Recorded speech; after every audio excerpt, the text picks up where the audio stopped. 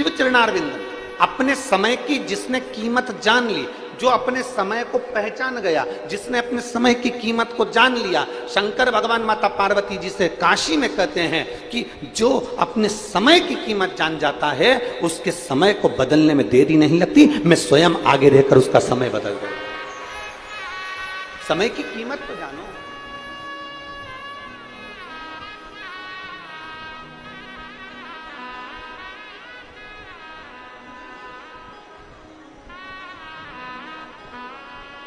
कलयुग में ये कलिकाल चल रहा है। कलयुग में कोई आपको स्वीकार करने को तैयार नहीं होगा। पत्नी ने जो वचन किए, पत्नी ने जो बात करी, पति हो सकता है उसको स्वीकार करे ना करे।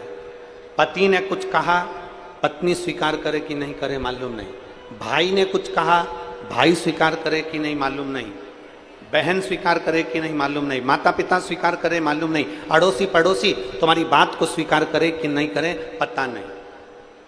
समाज के लोग आपकी बात को स्वीकार करें ना करें, पर दुनिया के लोग इस कलिकाल में आपकी बात को स्वीकार करें चाहे ना करें, पर इतना पक्का है कि दुनिया के लोग समय निकालकर आपका शिकार जरूर कर लेंगे, पर आपकी बात को स्वीकार नहीं करेंगे।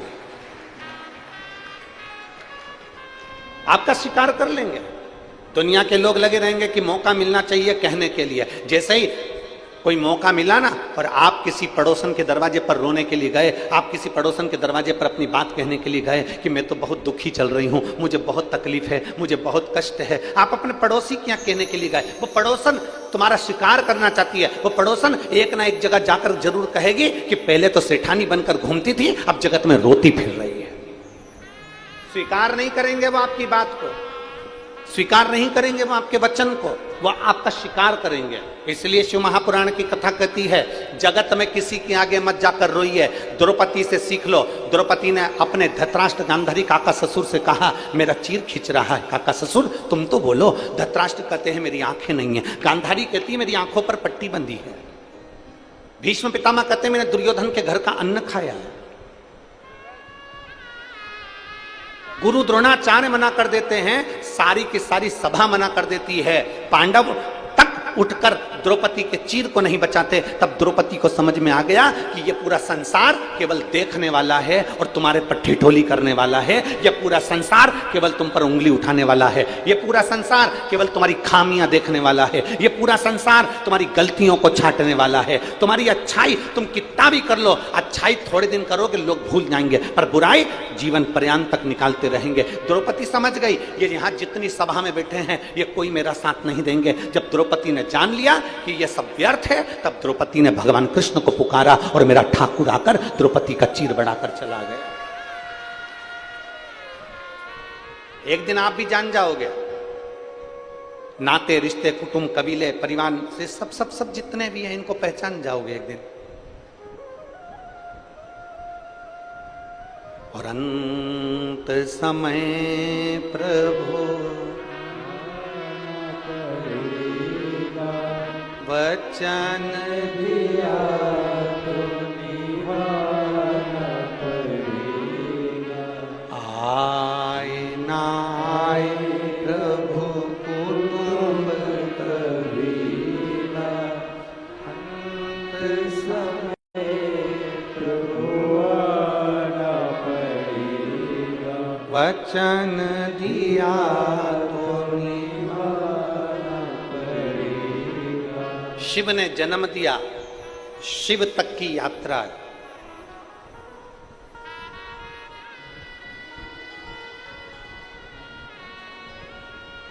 शिव ने जन्म दिया और शिव तक की यात्रा है।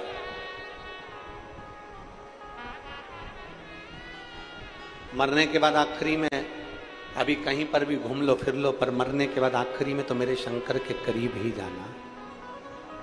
अंत समय में तो मेरे देवाधिदेव महादेव के नजदीक में ही जाना। अंत समय में तो मेरे शंकर के करीब ही पहुंचना। अंत समय में तो जाना शमशान ही है, पहुंचना उसके पास। एक बहुत सुंदर कथा आती है।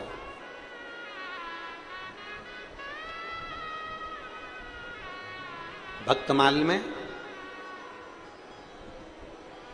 एक संत गोरा कुमार की कथा आती है। गोरा कुम्हार था।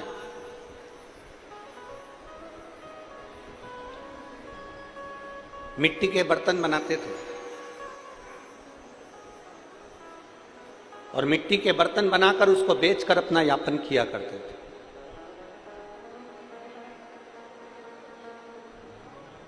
गोरा कुमार, जिनकी माता का नाम रुक्मणी था और पिता का नाम माधव जी था। गोरा कुमार तो पंडरीनाथ, हरिविठ्ठल, भगवान विष्णु के भक्त थे, पर इनके जो माता पिता थे रुक्मणी और माधव। गोरा कुमार के जो माता पिता हैं श्री रुक्मणी जी और माधव जी, ये दोनों भगवान शंकर कालेश्वर महादेव का पूजन करते थे। हमने पहले भी कथा में कहा, आज फिर कहते हैं, एक आराधना दिल से आप अगर प्रार्थना कर रहे हो, दिल से आप अगर देवाधिदेव महादेव को जल चढ़ा रहे हो, दिल से आप भगवान शंकर को रिझा रहे हो, तो ये मानकर चलना कि तुम्हारी वो प्रार्थना कभी निष्फल नहीं होगी और तुम्हारा चढ़ाया गया जल कभी खाली नहीं जाएगा, उसका फल मिलेगा। बोल बम का नारा है, सारी समस्या का हल। वो निष्फल नहीं जाता, वो फलित होता है।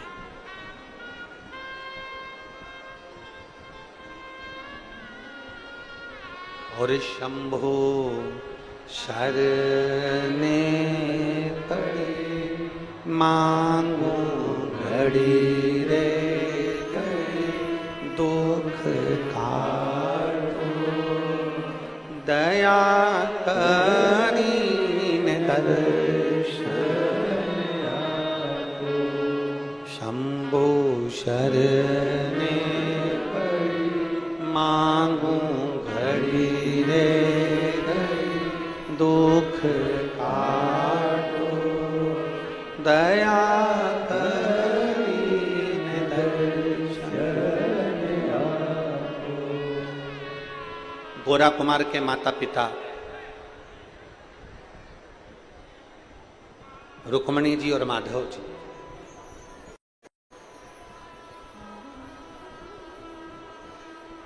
कालेश्वर महादेव का पूजन करते हैं।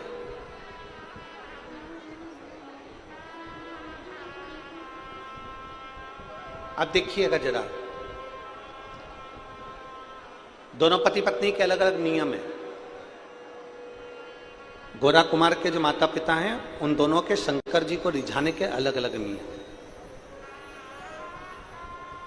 मेरी जीजियों, आप शिव जी के मंदिर में कैसी पूजन करती हो ना, करो। और आपकी पड़ोसन से निवेदन है कि आपकी पड़ोसन को देखकर पूजन मत करो।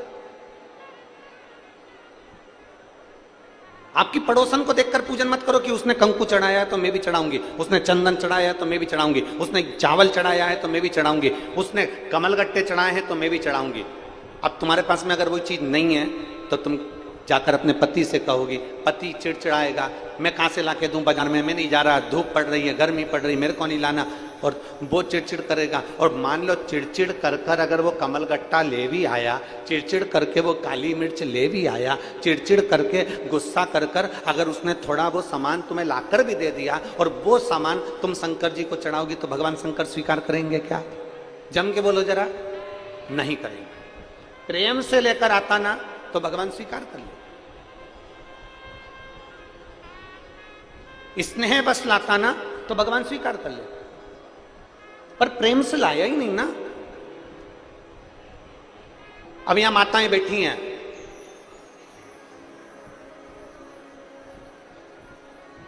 सावन के महीने में हम पार्थिव शिवलिंग का पूजन कराते हैं। अब कई माताएं ऐसी हैं कि वो सामान्य में अपने पति से जाकर कहती हैं, सुनो समी पत्र ला के दो, सुनो लौंग ला कर दो, सुनो ये ला कर दो, सुनो वो ला कर दो। पति गुस्सा कर जाए, पति चिड़चिड़ा हो जाए, बेटे गुस्सा कर जाए, बेटे चिड़चिड़े हो जाए। तो शिव महापुराण की कथा कहती है फिर एक काम करो, अगर कमल गट्टा नहीं है तो चावल का दाना समर्पित कर दो, काली मिर्च नहीं है चावल का दाना समर्पित कर दो, अगर लौंग नहीं है चावल का दाना समर्पित कर दो। पर कोई चिड़चिड़ होकर कोई सामान ला कर दे और वो शंकर जी को चढ़ाओ, वो मेरा शिव स्वीकार नहीं करता। प्रेम वश आया हो तो शंकर को प्रेम वश। एक पत्र है, देखिए, पत्र नहीं प्रश्न है।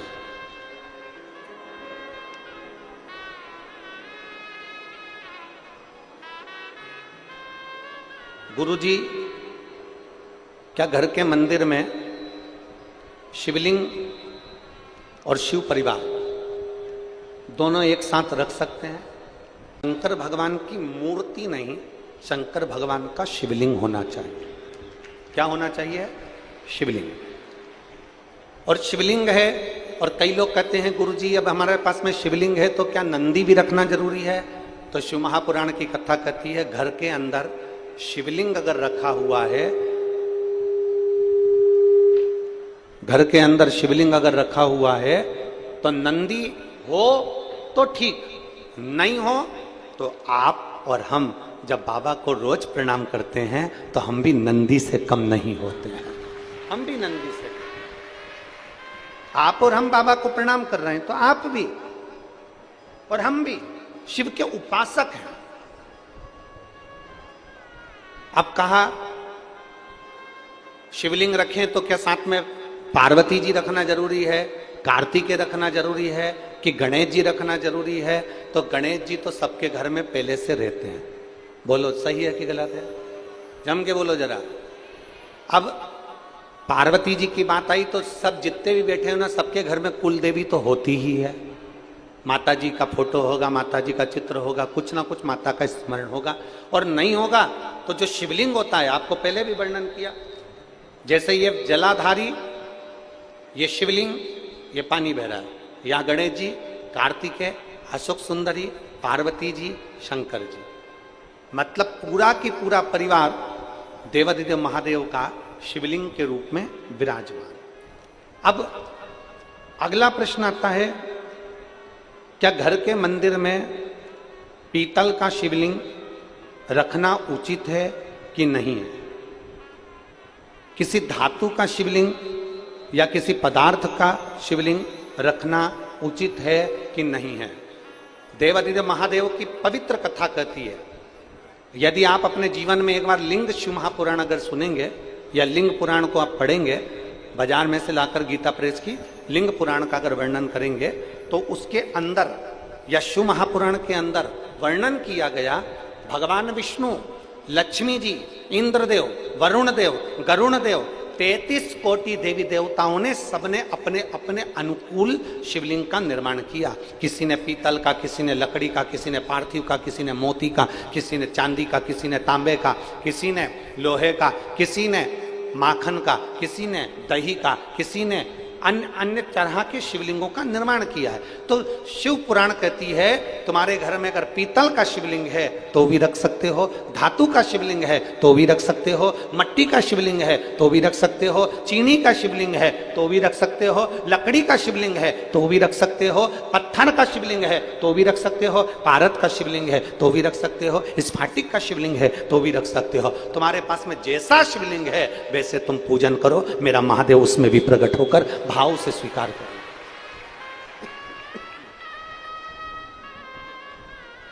उसमें कोई भेद नहीं कि हमको ये शिवलिंग रखना है कि वो शिवलिंग रखना है, कि ये शिवलिंग स्वीकार करना है कि वो शिवलिंग स्वीकार करना, उसमें कोई भेद नहीं, उसमें कोई भेद नहीं। जो शिवलिंग आपके पास में आप उसका पूजन करें, जो शिवलिंग आपके करीब में आप उसकी आराधना करें। जो शिवलिंग आपके नजदीक में है आप उसकी आराधना करिए, आप उसका पूजन करिए। और तेरी पूजन को भगवान बना मन मंदिर,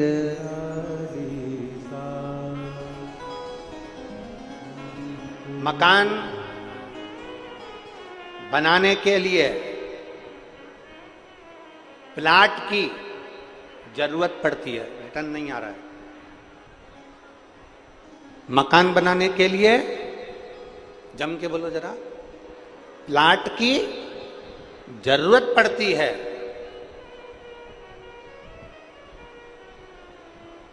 और भगवान को अपने घर में बुलाने के लिए केवल निर्मल मन की जरूरत पड़ती है, अच्छे दिल की जरूरत है। मिल मेरा वो घरदानी प्राप्त हो जाए। निर्मल मन सो मोहि पावा, मोहि छल छिद्र कपट ना भावा। निर्मल मन चाहिए।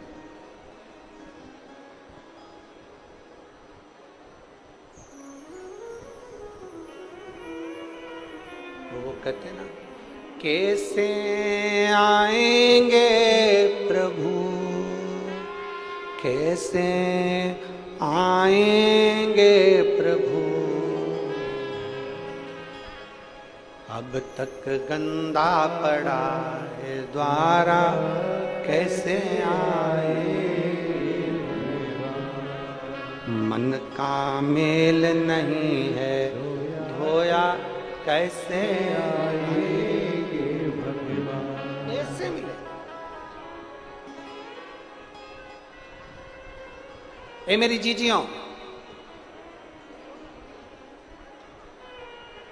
घर की तो झाड़ू लगा रही हो,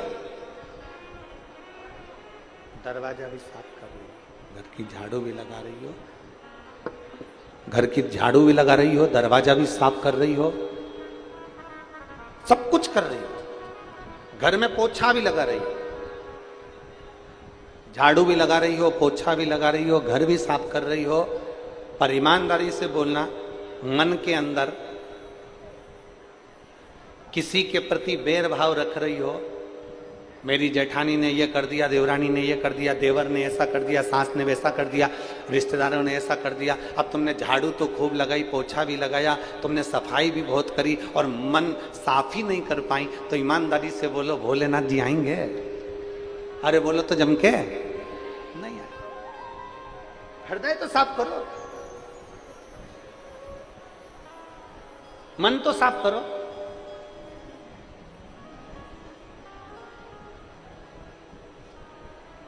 गोरा कुमार की मां, माता जी, और गोरा कुमार के पिताजी, दोनों की आराधना करने का तरीका अलग अलग है, दोनों का। तुम जैसे रिझाना चाहो वैसे रिझा भगवान। एक पत्र है, देखिए।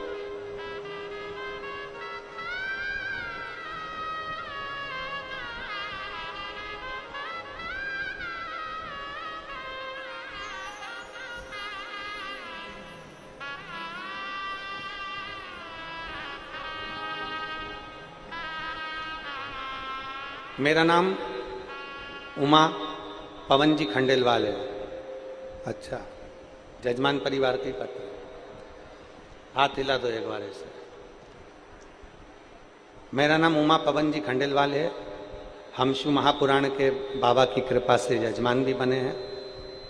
5 सालों से मेरी जीभ पर एक छाला था, जिसकी वजह से मुझे भोजन करने में तकलीफ होती थी। छाले को 5 साल हो गए थे। मैंने ये बात अपने घर के किसी भी व्यक्ति को नहीं बताई। पिछले 6 महीने से यह तकलीफ और ज्यादा आसानी हो गई, भोजन करने में दिक्कत आने लगी। तब मैंने अपनी छोटी बेटी से कहा, तो उसने कहा कि हॉस्पिटल में जांच कराते हैं, और हॉस्पिटल में जांच कराने का बोला। तब हमने हॉस्पिटल में जांच कराने के लिए रायपुर गए, और वहां डॉक्टर साहब ने कहा कि अगर छाला 15 दिन से ज्यादा हो जाता है तो उसमें कहीं ना कहीं कैंसर के लक्षण आ जाते हैं। ये सुनकर हमारे आंख में आंसू आ गए। परिवारजनों का परामर्श हुआ, फिर हम लोग मुंबई निकल गए और मुंबई के डॉक्टरों से जांच कराई और जांच कराने के बाद डॉक्टरों ने कहा कि छाला निकालना पड़ेगा, तब मालूम पड़ेगा कि क्या दशा है। उसी बीच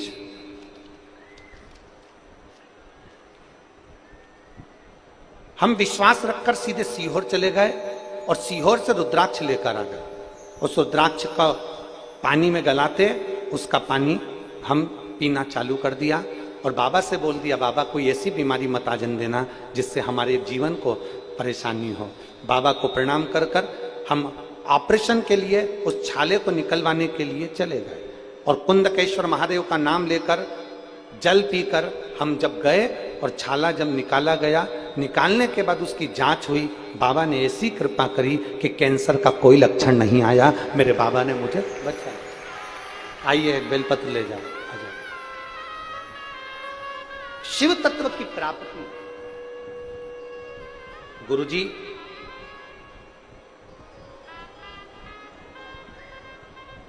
आप कहते हो कि बाबा 3 महीने में पूरी करते हैं, पर मेरा देवाधिदेव महादेव इतना सरल है, आपकी वाणी से जो शब्द निकलते हैं वो बाबा की कृपा से शंकर उसको स्वीकार करता है और बोलता और सुनता भी है। ये शिव तत्व है। हमारी कामना पूर्ण होती ही है।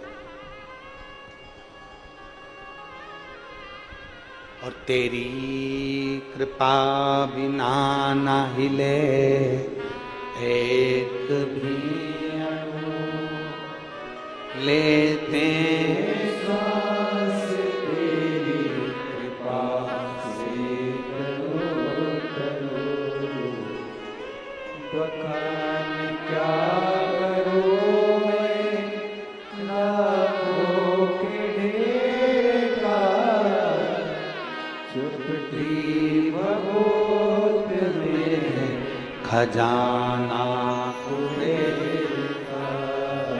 हे गंगधार मुक्ति द्वार ओंकार तू, भोले ओंकार तू, आयो शरण की हार शंभु तार तार तू। वो स्वीकार कर ले। आप अगर उसके आश्रित हो गए, ये श्रीमती उमा खंडेलवाल जी ने लिखा अपने पत्र में कि डॉक्टरों ने तो कह दिया था कि जांच के बाद ही मालूम पड़ेगा कि स्थिति क्या है, पर यहां बता दिया था कि ऐसा ऐसा लक्षण है। पर हम भी जब कुबरेश्वर धाम गए तो बाबा को बोल कर आए कि अब हमको तुझे संभालना और तेरे भरोसे मेरी गाड़ी, तू जाने हम उसके आश्रित हो गए ना। हमारा समर्पण उसके प्रति हो गया, हम उसके आश्रित हो गए।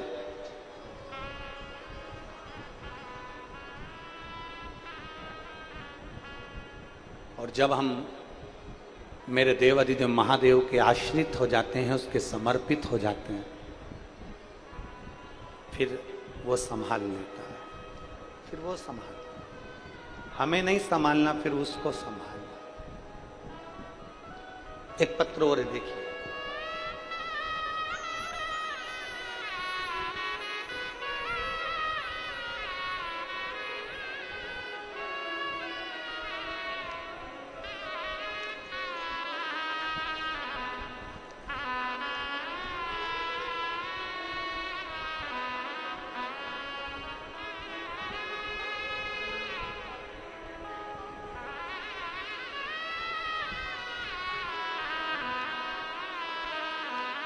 श्रीमती सरला ठाकुर, पलारी, बालोदा बाजार, रायपुर, छत्तीसगढ़। बलोदा बाजार, रायपुर, छत्तीसगढ़। कहीं बैठी हो तो हाथ हिला सकते हैं। श्रीमती सरला ठाकुर, पलारी, बलौदा बाजार, रायपुर, छत्तीसगढ़। मेरे बाबा का मैं क्या गुणगान करूं। पत्र को आप लोग एलईडी पर या आस्था चैनल पर भी साथ में पढ़ सकते हैं। मेरे बाबा का मैं क्या बखान करूं। सन 19 में 2019 में मुझे स्लीप एपनिया का रोग हो गया था। मेरा ऑक्सीजन का स्तर अचानक गिरकर 40 और 50 पर आ जाता था। सांस लेने में दिक्कत होती थी। मैं लगभग 15 दिनों के लिए आईसीयू में पड़ी रहती थी। एडमिट होना पड़ता था। डॉक्टरों ने बाईपेप मशीन लेने को बोल दिया। इसे घर पर ही हम 24 घंटे ऑक्सीजन की मशीन को 24 घंटे लगाकर रखते। जब 24 घंटे मशीन को लगाकर रखते तो अंदर से चिड़ी भी उत्पन्न होती कि बताओ ये मशीन पे जिंदगी चल रही और ऑक्सीजन 24 घंटे लगा रहता। 3 महीने तक हमने मशीन को लगाकर रखा। डॉक्टर बोले कि इस मशीन को तुम्हें जीवन भर लगाना पड़ेगा और जिंदगी भर इस मशीन के बिना काम नहीं चलेगा। हम उस मशीन को लगाकर रहने लगे। तब एक बार आस्था चैनल पर टीवी के सामने बैठे कथा सुन रहे थे। चैनल बदलते बदलते आपकी कथा आने लगी और शिव महापुराण की कथा सुनी। कथा सुनकर शिव जी पर बेलपत्र और शंकर जी पे चढ़े हुए जल का महत्व आपने बताया और हमने अपने परिवार वालों से कहकर बेलपत्र और जल मंगाकर बेलपत्र खाना और पानी पीना कुंदकेश्वर महादेव के नाम से चालू करा।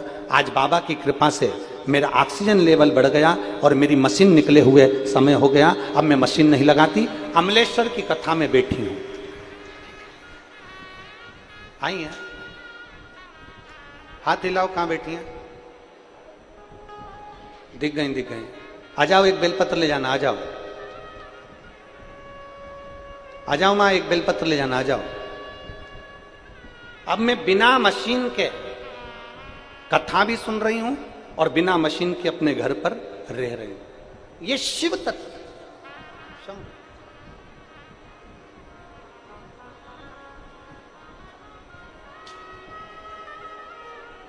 एक भरोसा केंद्रित करिए, एक विश्वास को बढ़ा लीजिए।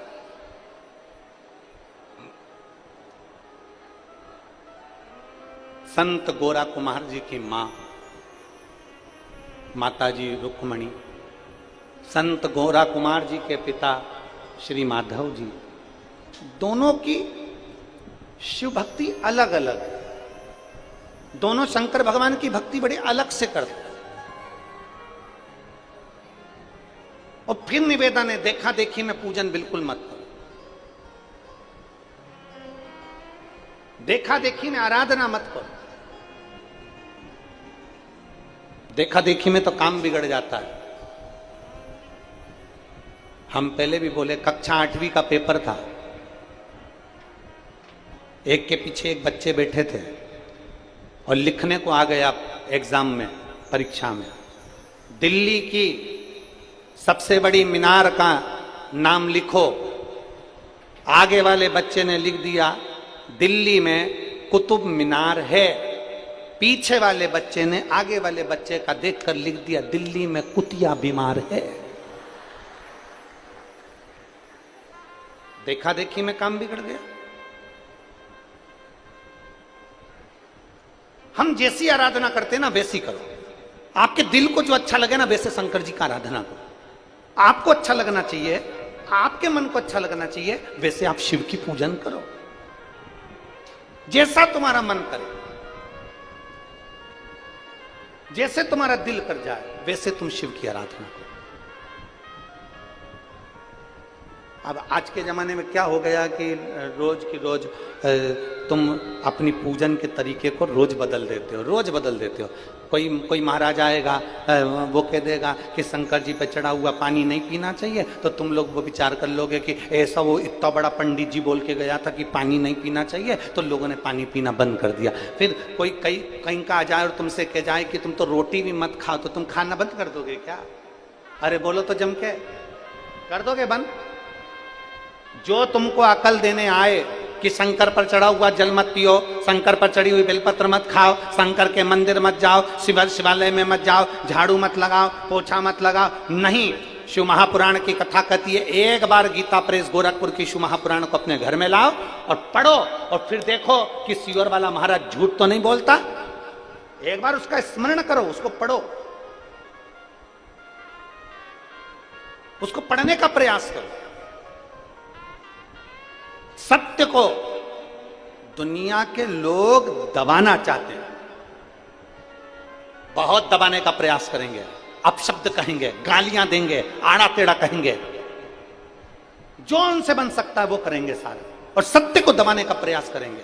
पर सत्य सत्य रहता है, वो मरते दम तक भी सत्य की सत्य ही रहता है, उसको कोई नकार नहीं सकता।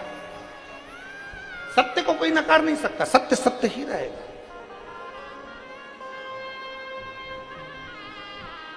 बोल बम का नारा है, सत्य को कौन नकारेगा। आप भजन करो।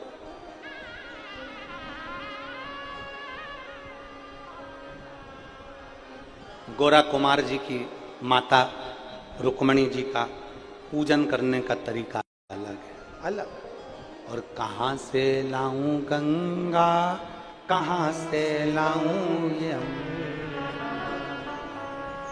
कहां से लाऊं सरयू अपार पड़ी रे, और भोले तेरी सेवा हमसे ना बनी रे, ओ भोले तेरी सेवा हमसे ना बनी रे। कहां से लाऊं लड्डू, कहां से लाऊं पेड़ा, कहां से लाऊं बर्फी वो शक्कर चढ़ी रे, ओ भोले तेरी सेवा हमसे ना बनी रे। कहां से, कहां से लाऊं चंदा, कहां से लाऊं सूरज, कहां से लाऊं तारे आकाश जड़े रे, ओ भोले तेरी सेवा हमसे ना बनी रे। देखो, सांसारिक भाषा में और परमात्मा के भजन में यही अंतर है। हाँ, अपन भजन में कह रहे हैं कि कहां से लाऊं सूरज, कहां से लाऊं तारे, कहां से लाऊं चंदा। और एक लड़का लड़की के सामने जब बैठता है ना, दोनों की जब आपस में बात होती है तो वो कह देता तेरे लिए चांद तोड़ के ले आओ।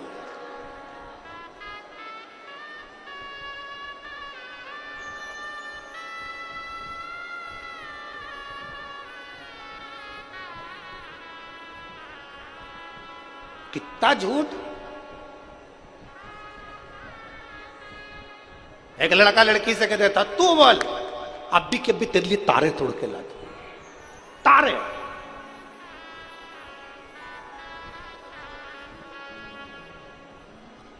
देख, लड़का कहता है लड़की को रिझाने के लिए, तेरा नाम मैंने अपने हाथ पे लिखवाया, देख तेरा नाम।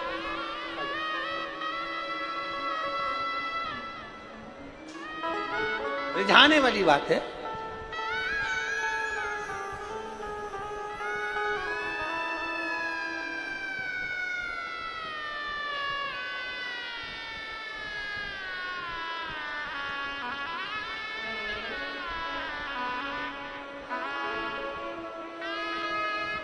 देखो,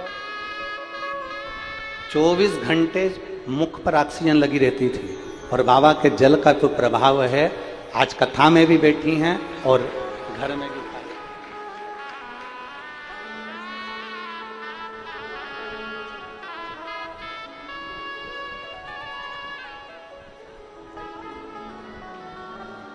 एक विचार करिए, लड़का लड़की से कह रहा मैंने तेरा हाथ पे नाम लिखा लिया, इतना प्रेम करता हूं। लड़की भी मूर्ख है जो हाथ पे नाम लिखाया और राजी हो गई। लड़की को कहना था पहले प्रॉपर्टी पे नाम लिखा के बता, एक बंगला, एक गाड़ी, 1 एकड़ जमीन, 1 बीघा जमीन, फिर मानू कि तुम उससे प्रेम करता। भटकता फिरेगा, मोटरसाइकिल में डलवाने के लिए 100 रुपए भी नहीं है, प्रॉपर्टी का खाक लिखेगा। विचार करिए जरा। एक शिव का भक्त कह रहा है, कहां से लाऊं चंदा, बोलो बोलो, कहां से लाऊं सूरज, कहां से लाऊं तारे, आकाश जड़े रे, और भोले तेरी सेवा हमसे ना बनी, ओ भोले तेरी सेवा हमसे ना बनी। ना हम चांद ला सकते हैं, ना हम सूरज ला सकते हैं, ना हम तारे ला सकते हैं,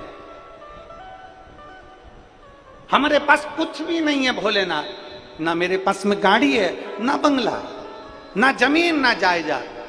भोलेनाथ, केवल आपने जो जन्म दिया है पृथ्वी पर, ये शरीर, ये वाणी, ये नयन, ये श्रवण, ये चरण, ये हस्त, ये जिह्वा आपको समर्पित है। और बाबा, मेरे पास देने के लिए कुछ भी नहीं है, पर इतना विश्वास जरूर है कि मेरा बाबा मेरे दिल में रहता है, तो ये दिल हल्का फुल्का नहीं, करोड़ों की प्रॉपर्टी है,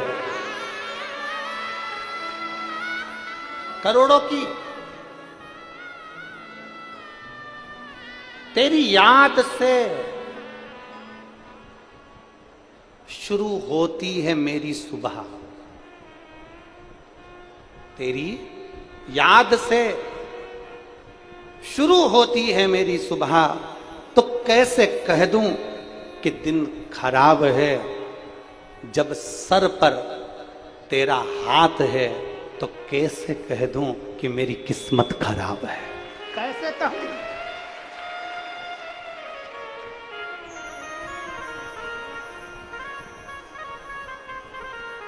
कैसे कहूं?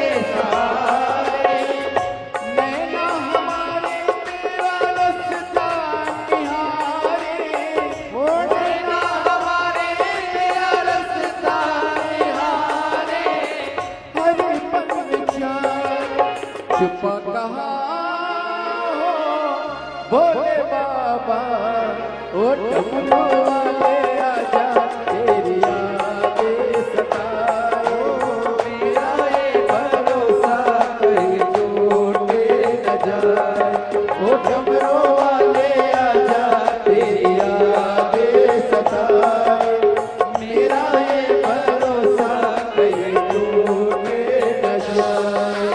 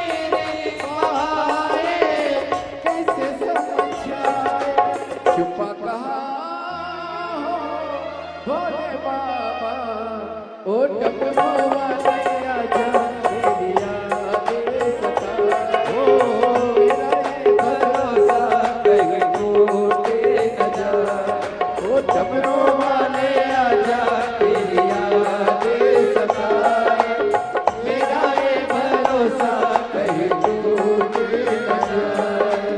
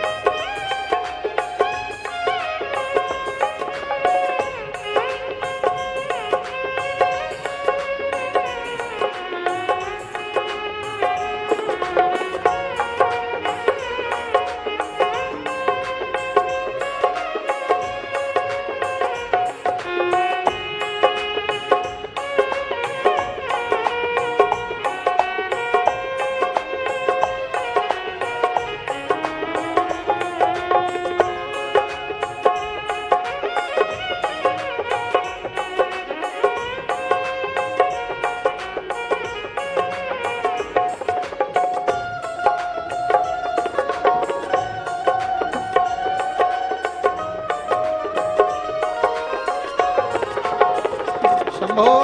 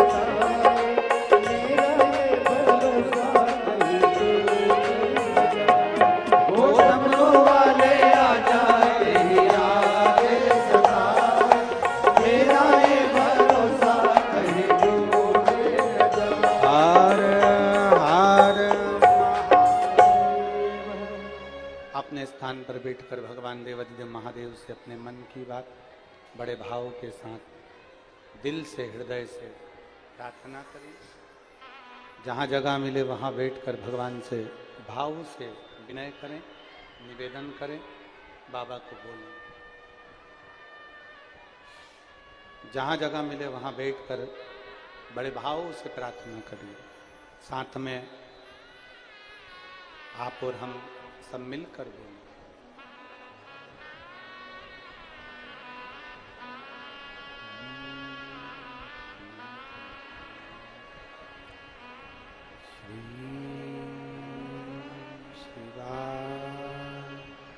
नमस्तु श्री शिवाय नमस्तु श्री शिवाय नमस्तु श्री शिवाय नमस्तु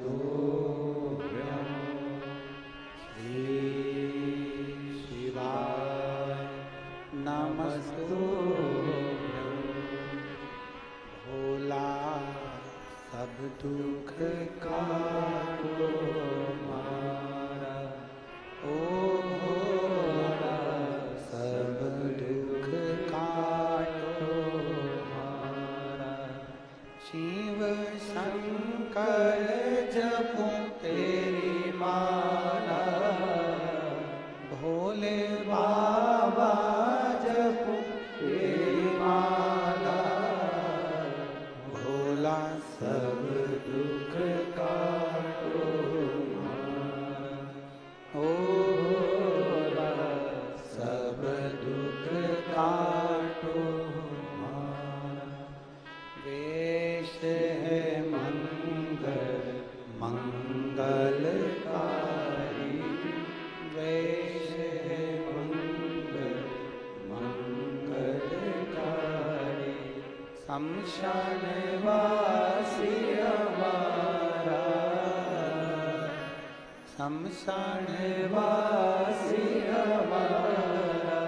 ओ भोला सब दुख काटो मारा, ओ भोला सब दुख काटो मारा।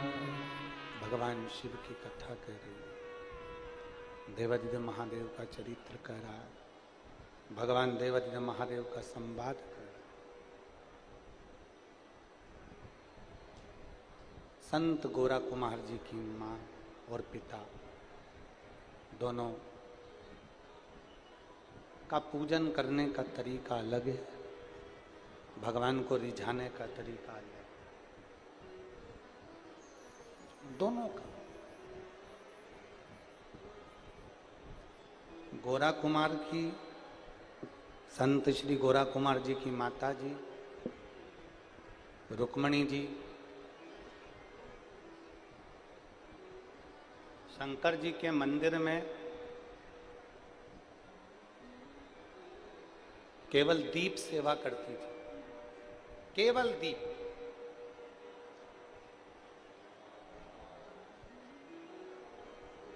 हमने एक बार कथा में कहा था, आप लोगों के स्मरण में है कि नहीं पता नहीं, पर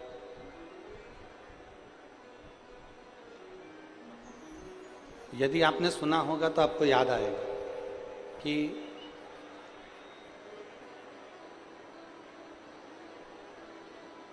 मंदिर में,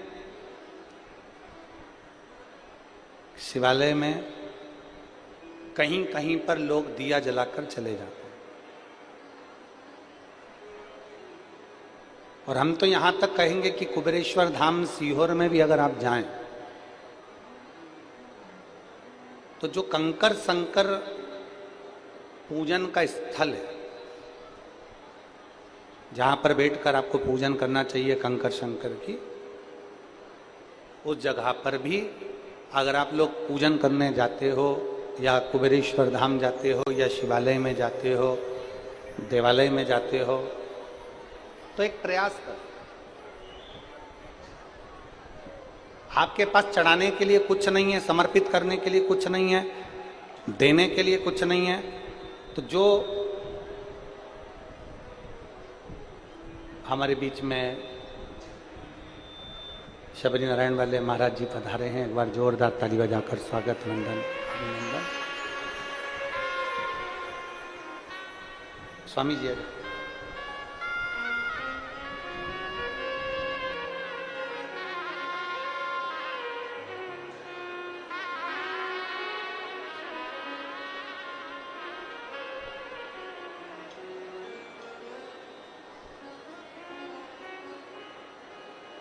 यदि हमारे पास शंकर जी भगवान के मंदिर में, शिवालय में, देवालय में देने के लिए जल भी नहीं है, बहुत सरल भाषा में समझिएगा इस बात को, बहुत सहज, आपके पास जल भी नहीं है समर्पित करने के लिए,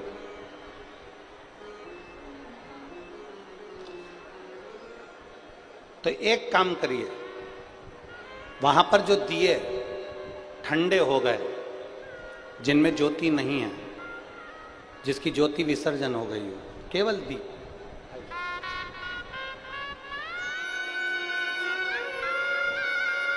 शबरी नारायण वाले महाराज जी यहाँ एक बार जोरदार ताली बजाकर स्वागत, वंदन।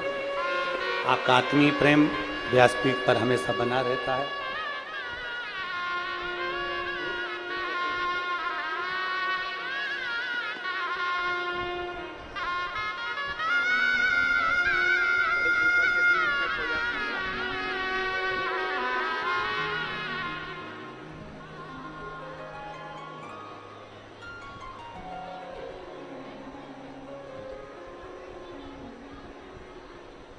मान लो जल भी नहीं है अपने पास में, मान लो कोई सामग्री अपने पास में शिव जी को समर्पित करने की नहीं, मान,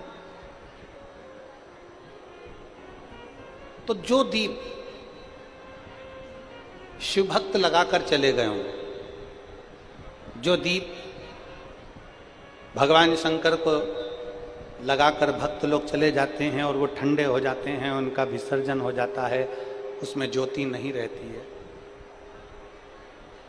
तो वो दीप अगर हम उठाकर एक जगह पर एकत्रित कर कर भी रख देते हैं, एक जगह पर इकट्ठे कर कर हमने रख दिया, तो कभी आप मौका लगिए, कभी जिंदगी में मौका लगे तो ये प्रयास कर कर देखना, जगह जगह पर लोग दिए जलाकर चले जाते हैं, उन दीपक को एक जगह एकत्रित कर कर अगर आप जाएंगे तो आप उसका अनुभव करेंगे कि आप ये अनुभव करेंगे कि आपके मस्तक पर जो पितृ दोष होता है, आपके मस्तक पर जो पितरों का दोष माना जाता है, लोग कहते थे पितृ दोष हो गया, पितृ दोष हो गया, पितृ दोष हो गया, 1 रुपए कमा रहे हो, 1.25 रुपए खर्च हो रहे हैं, हाथ में पैसा नहीं दिख रहा, मानसिक टेंशन बना हुआ है।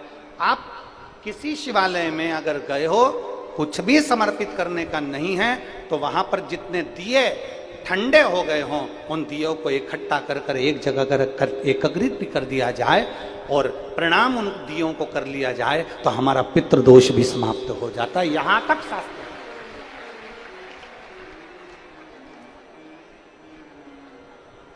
कहां से लाऊं गंगा, कहां से लाओ जमुना। नहीं है हमारे पास कुछ भी।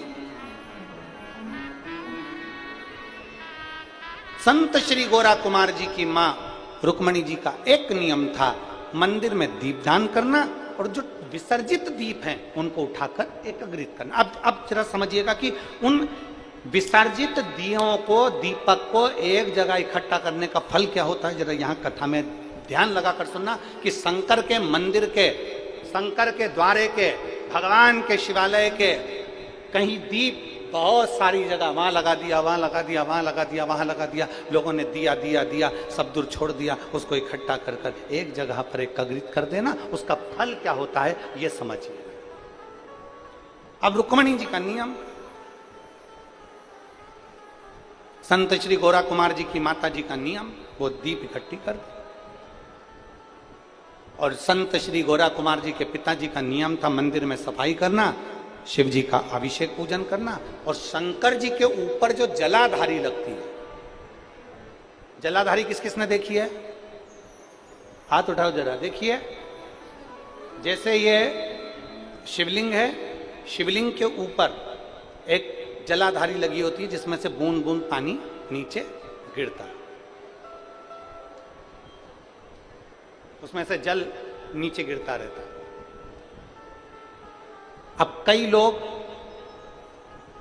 मंदिर की सफाई करते हैं, झाड़ू लगाते हैं, पोछा लगाते हैं, शिवलिंग को धो देते हैं, जलाधारी को धो देते हैं, पर जो ऊपर जो जलाधारी लगी रहती है, जया, विषहरा, श्यामली बारी, दौतली, देव, ये जो जलाधारी ऊपर जो लगी हुई है जिसमें से एक एक बूंद पानी नीचे गिर रहा है, कभी अगर मौका मिल जाए, कभी मौका मिल जाए और एकांत में कहीं का शिवलिंग मिल जाए और तुम्हें अगर मौका मिल जाए तो एक बार अपने घर से जल उतनी मात्रा में लेके जाओ जितना उस जलाधारी में पूरा भरा जाए और जलाधारी का पानी ऊपर से भी झलके और नीचे से भी निकल जाए। कभी अगर मौका लग जाए तुम्हारे जीवन में और कहीं तुम्हारे घर के पास में कोई शिवलिंग हो, तुम्हारे घर के पास में कोई शिवालय हो, मंदिर की साफ सफाई आपने कर दी, झाड़ू बुआरी कर दी, उसके बाद में मंदिर में शिवलिंग को आपने अच्छा साफ कर कर स्नान पूजन करा दिया, उसके बाद जलाधारी में जब जल भरो तो उसको साफ कर कर जब उसको भरा जाता है, उसके भरने का फल क्या होता है, ये शिव महापुराण की कथा। जलाधार अब यहाँ शास्त्र कर रहा है, शिव महापुराण वर्णन कर रहे हैं। संत गोरा कुमार जी के पिताजी, संत गोरा कुमार जी के पिताजी जलाधारी की सेवा में रहते हैं। जलाधारी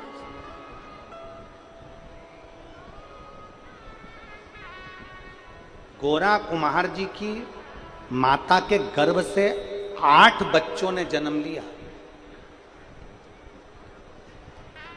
एक बच्चे ने जन्म लिया, वो मर गया। दूसरे बच्चे ने जन्म लिया, वो मर गया। तीसरे बच्चे ने जन्म लिया, वो मर गया। ऐसे 8 बच्चे माता रुक्मणी जी और माधव जी के चले गए। 8 बच्चे। अब जब 8 बच्चे मर गए, रुक्मणी जी आज अपने पति के कंधे पर सिर रखकर रो रही हैं, खूब बिलक बिलक कर रो रही हैं। बहुत। श्री माधव जी ने कहा, रुक्मणी क्यों रो रही? रुक्मणी जी कहती हैं, मेरे 8 बच्चे चले।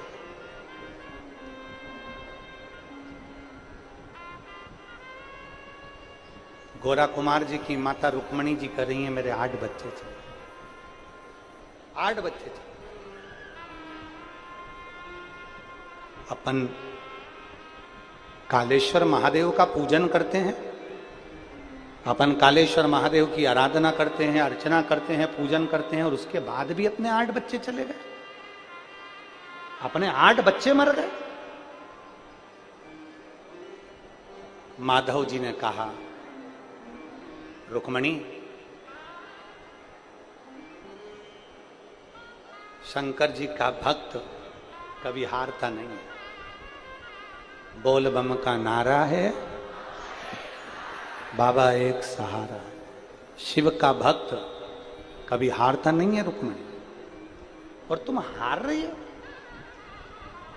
8 बच्चे मर गए ना, उसको पसंद नहीं होंगे, ले लिए होंगे। हमारे पूर्व के कर्म के कारण हमको भोगना पड़ता है। हमारे पूर्व के कर्म के कारण हम भोग रहे हैं। क्यों रोती है? रोती रोती रुक्मणी भगवान शंकर के मंदिर में, कालेश्वर महादेव के मंदिर में पहुंच गई। कालेश्वर महादेव के मंदिर में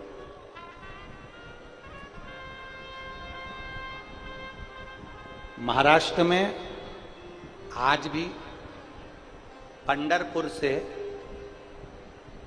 30 कोस की दूरी पर गोरा कुमार जी का गांव है, जिसको पहले शिव गांव कहते थे, शिवा गांव। अब उसका नाम बदल गया।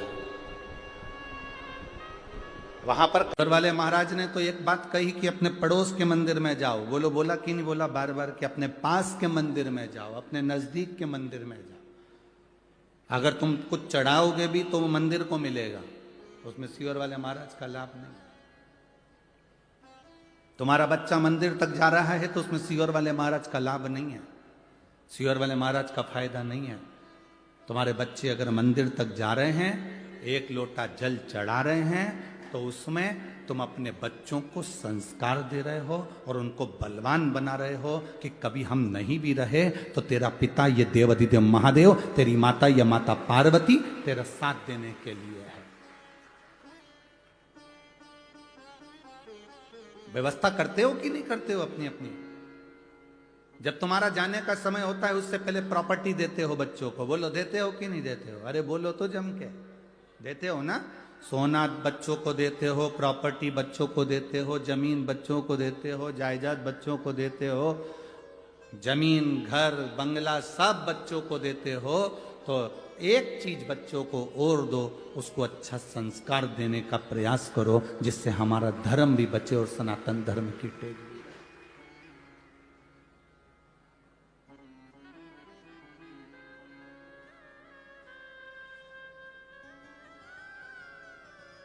सुबेरे सुबेरे से चिल्लाकर हर मां अपने बच्चे से कहती है, जा दूध की थैली लेके आ, जा पानी भर के लेके आ, जा सब्जी लेके आ, जा तरकारी भाजी लेकर आ। ऐसे सुबेरे उठकर चिल्लाकर तुम्हें कहना चाहिए, जा शंकर के मंदिर में 1 लोटा जल चढ़ाकर आ। जाओ शिव के दरवाजे तक जाओ, शंकर की चौखट तक जाओ, उसके द्वार तक जाओ। उसके दरवाजे तक अगर तुम चले गए, जल चढ़ाकर अगर आ गए, तो वो भी एक ना एक दिन तुम्हारे दरवाजे पर खड़ा मिलेगा। इसलिए तुम उसकी चौखट तक जाते रहो, उसके दरवाजे तक जाते रहो। खूब पढ़ाओ बच्चों, तुम्हारी कैपेसिटी जितनी है उससे दुगना बच्चों को पढ़ाओ। और बच्चों से भी कहेंगे तुम्हारी कैपेसिटी से ज्यादा तुम विद्या का अध्ययन करो, अपनी मेहनत करो, अपना कर्म करो, पर कर्म के साथ में धर्म को भी साथ लेकर चलो। मेहनत करते रहो और बाबा का गुणगान भी करते रहो कि मैं अकेला नहीं हूं, मेरे विद्या अध्ययन में मैं अकेला नहीं हूं, मेरे कंपटीशन एग्जाम में मैं अकेला नहीं हूं।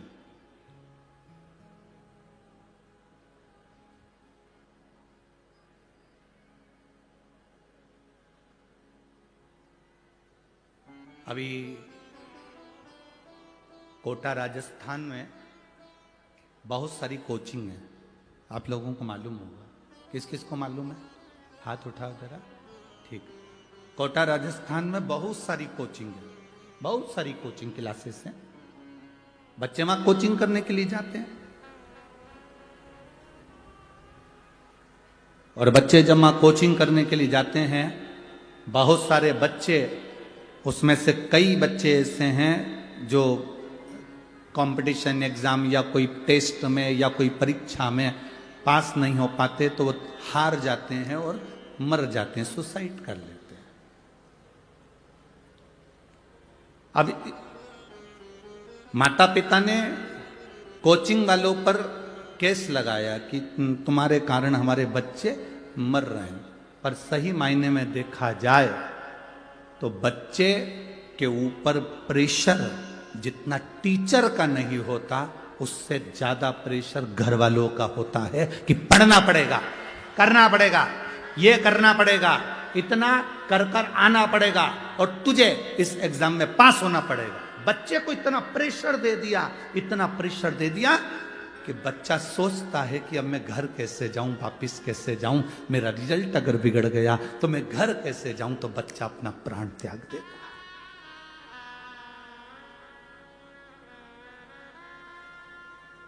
अपने बच्चे को इतना प्रेशर मत दो, इतना प्रेशर, अपने बच्चों को इतना प्रेशर मत दीजिए कि बच्चा अपना शरीर ही त्याग दे। उससे कहो चिंता करने की जरूरत नहीं है, भरचक मेहनत कर, पूरा कर्म कर और महादेव को अपने हृदय में बिठा कर रख। एक जेब में जैसे पैसा और मोबाइल रहता है, तो दूसरी जेब में महादेव को लेकर चल। अपने साथ अपने दिल में अगर शिव है तो तुझे डूबने नहीं देगा। ये उसको बल दीजिए। हम बच्चों को बल नहीं देते। कई माताएं कह देती है हमारे बच्चे भी छोटे हैं गुरुजी, कोई मंदिर जाएंगे, जल चढ़ाएंगे, छोटे बच्चे हैं ये, कोई मंदिर जाएंगे। हम कहते हैं बांस, बांबू जितना गीला होता है उसको नवाओगे तो डलिया बन जाएगी। बांबू को जितना नवाओगे उससे खिलौने बन जाएंगे। बांबू को जितना नवाओगे वो नब जाएगा। बांबू, बांस अगर सूख गया तो उसको नवाओगे तो वो नबेगा नहीं। बांस को नबाना है, जब तक वो गीला है तब तक नबा। बांबू को नबाना है, जब तक वो गीला है तब तक नबा। सूख गया किसी काम का। संस्कार दीजिए बच्चों को, जिससे बच्चे आगे की ओर बढ़े। महाराज, संत, सज्जन और सती, आप भी बोलिए कितने? संत, सज्जन और सती, ये तीन ऐसे होते हैं। एक संत, दूसरा सज्जन पुरुष जिसके हृदय में कोई कपट नहीं, कोई छल नहीं, कोई बेईमानी नहीं, कोई प्रपंच नहीं, सज्जन। और तीसरे नंबर पर है सती, पतिव्रता धर्म को पालन करने वाली एक स्त्री जो पति को परमेश्वर मानकर चलती।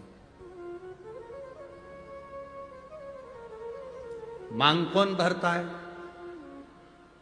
जम के बोलो जरा, मांग कौन भरता है? आवाज नहीं आई मेरे को, जम के बोलो जरा। मांग, मांग पहली बार जब मांग भराती है, पति भरता है कि पड़ोसन भर देती है? अरे जम के तो बोलो, कौन भरता है? पति भरता है।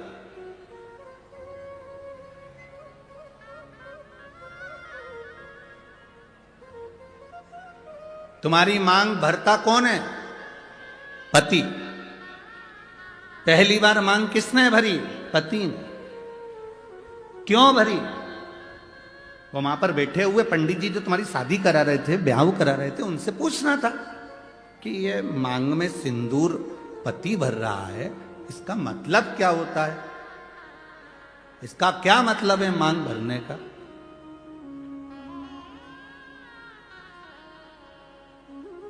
क्या मतलब इसका? तुम्हें उन पंडित जी से पूछना था कि मांग में सिंदूर पति भर रहा है, पहली बार मांग पति भर रहा है, तो मांग भरने का मतलब क्या है?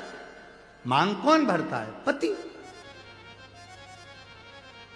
एक स्त्री, एक नारी चाहे कितनी भी नौकरी कर ले, दुनिया भर में कितना भी व्यापार कर ले, कितना भी काम कर ले, कितनी भी कमाई कर कर आ जाए, पर उसकी मांग की पूर्ति तो उसका पति ही करता है। वो पहले दिन से आखिरी तक करता है।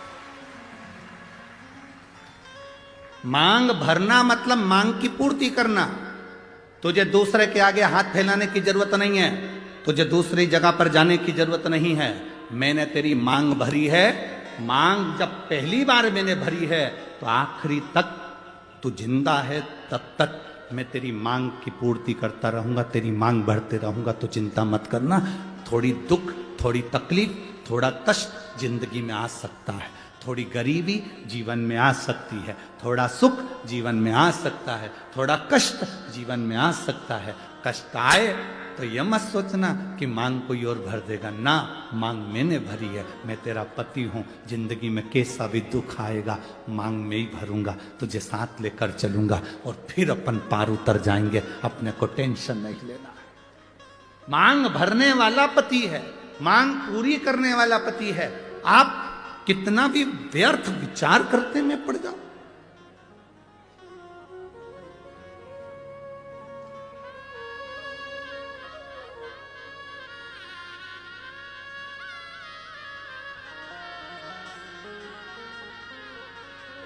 पूर्ति करना। जब हम जन्म लेते हैं, हमको नहीं मालूम रहता कि हमारे माता पिता कौन। जन्म लेने वाला बच्चा जन्म लेता है, बाद में उसको माता पिता का पता चलता है, पहले नहीं पता चलता।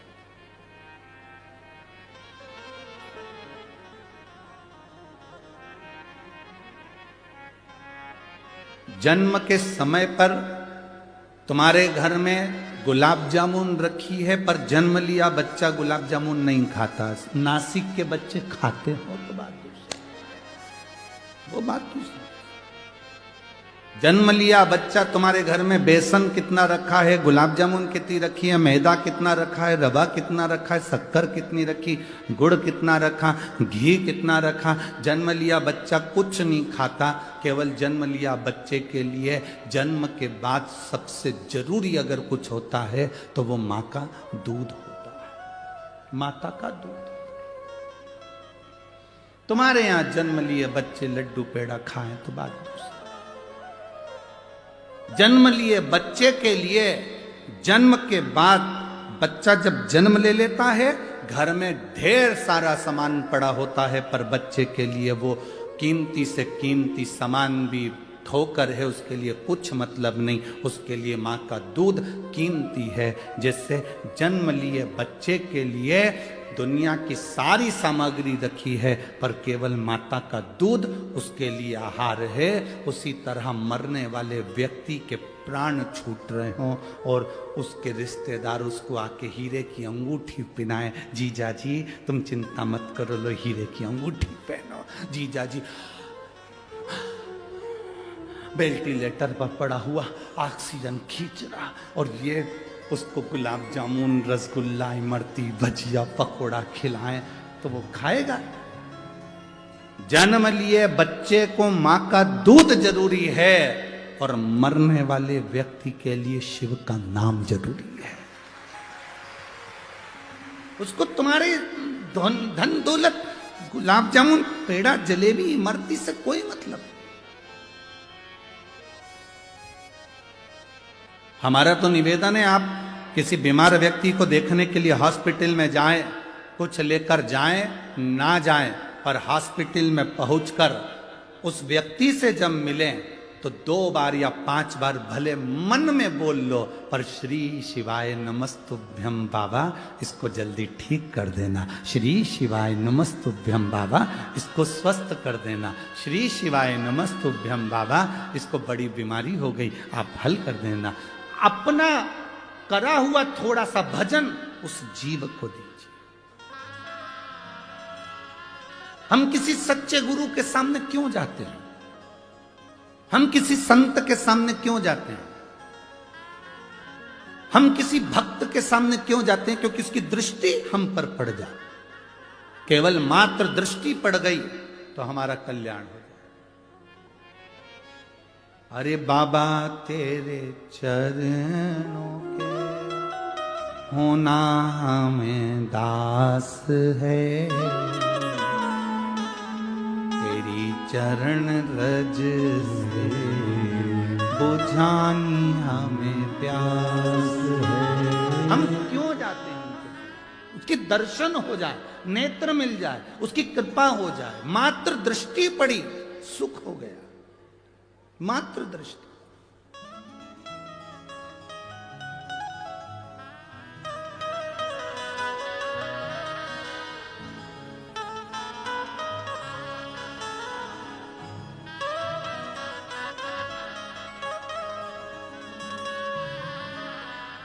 केवल दृष्टि मात्र से सुख का भान हो जाता है,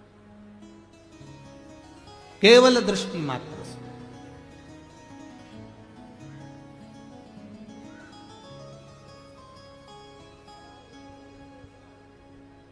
झूठे नाते झूठे हैं रिश्ते, संग यहाँ से बाबा कोई न जाए, तेरा नाम केवल एक सहारा, तेरा नाम केवल एक सहारा, कहीं छूट जाए ना दामन तुम्हारा।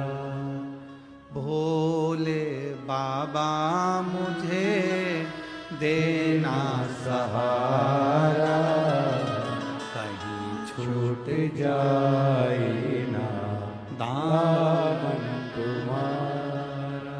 हे बाबा बस तुम्हारा सहारा मेरी जिंदगी में बना रहे।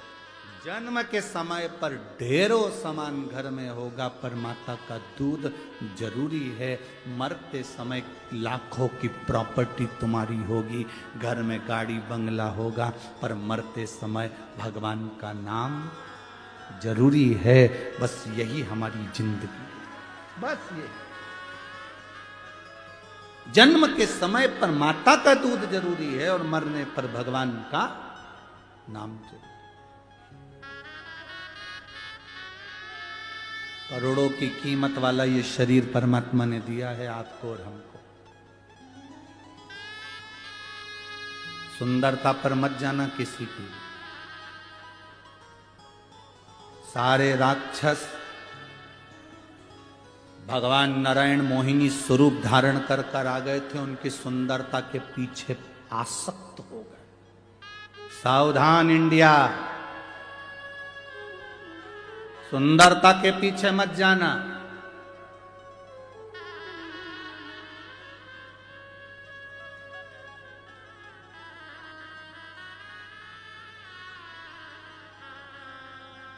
बिल्कुल सुंदरता के पीछे मत जाना।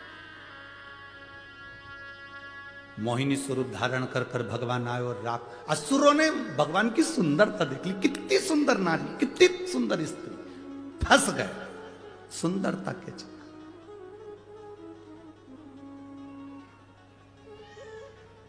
सुंदरता के चक्कर में फंस गए।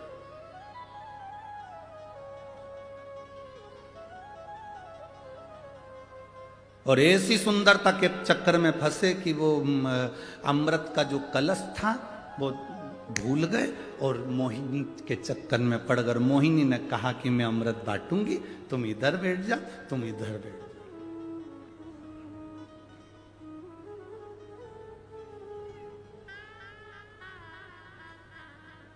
वैसे तो तुम सब समझदार हो,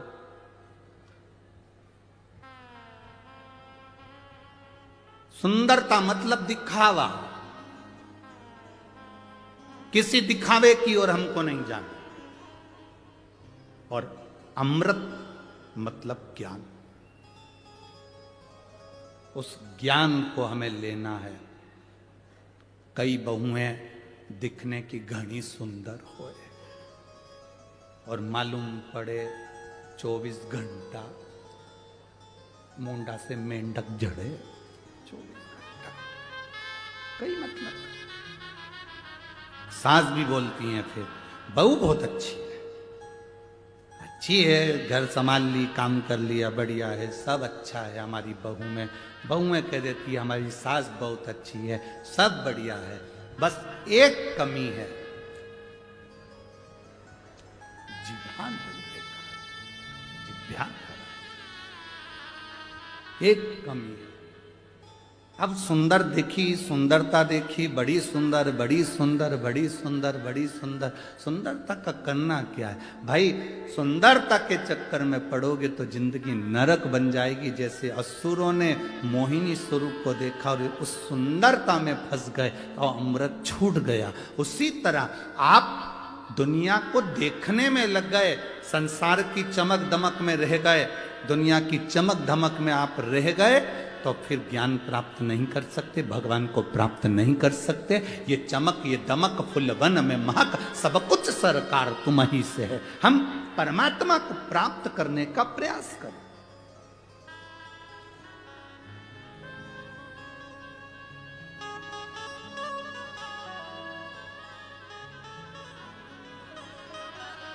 हम उस ईश्वर को प्राप्त करने का प्रयास करें। तारकासुर असुर था, राक्षस था। तारकासुर का अंत षडानंद कार्तिकेय के द्वारा होना था। असुर है, राक्षस है, वर मांगा था उसने, अगर मरूंगा पहले तो मुझे अमर कर दो, तो ब्रह्मा जी ने कहा अमर तो नहीं हो सकते, तो फिर वर दीजिए। क्या वर? मरूं तो शंकर भगवान के पुत्र के द्वारा मरूं। अच्छा, एक एक राक्षस को देख लो तुम, इनकी डिमांड बड़ी सुंदर थी। जितने जितने राक्षस थे इनकी डिमांड बड़ी सुंदर थी। अपन यहीं से उठाओ ना, पंचवटी से। रावण की बहन आई थी, आते से राम जी से कह रही थी तुम सम पुरुष नमो सम नारी। तुम्हारे जैसा पुरुष नहीं हो सकता, मेरे जैसी नारी नहीं हो सकती। लक्ष्मण जी मुंडी घुमा के देखे, ऐसी कौन सी हीरोइन आई है, ऐसी कौन है? तुम सम पुरुष नमो सम नारी। लक्ष्मण जी ने देखा,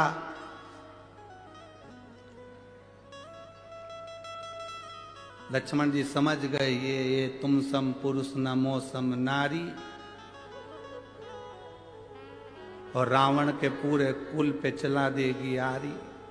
ये कोई साधारण नारी? अभी रुक जा। आते से कहा उसने, एक एक असुर को देखो, एक एक राक्षस को, उसने डिमांड कितनी सुंदर करी। डिमांड देखिए, उसने सूपनखा ने आते से कहा तुम सम पुरुष नमो सम नारी। तुम्हारे जैसा पुरुष नहीं होगा, मेरे जैसी नारी नहीं होगी। क्या चाहती हो? बस मैं तुम्हें अपना बनाना चाहती हूं। दुनिया की पहली राक्षसी थी जो परमात्मा से सीधे जाकर कहती है तुम मेरे हो जाओ और मैं तुम्हारी हो जाऊं।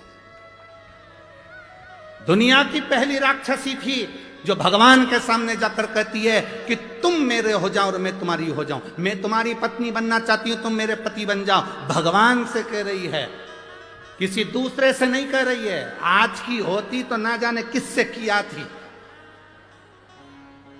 जो जरा सा गाड़ी में पेट्रोल डलवा दे, जिनके पास खुद की गाड़ी नहीं है, सुधरने के लिए आई है, सुधरने के लिए गाड़ी आई, और मालूम पड़े बस 50 रुपए का पेट्रोल डलवा लिया, बुड़ बुड़ करके 25 रुपए की चाउमीन खिला दी। इसको इतना पसंद आ गया, गाड़ी सुधारने वाला। हम किसी को कहेंगे नहीं, बस तुम समझ जाओ, इशारा काफी है। और फिर हमारे सनातन धर्म की बेटी लुभान्वित हो गई और दूसरे धर्म में चली गई, फिर चली गई। जरा सा दिखा फैशन, जरा सा दिखा सुन गई।